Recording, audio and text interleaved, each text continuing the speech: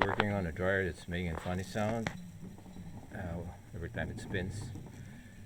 And after investigation, find out the lower fan is cracked right there, and the fastener that's holding it together came off, and it was just swirling around.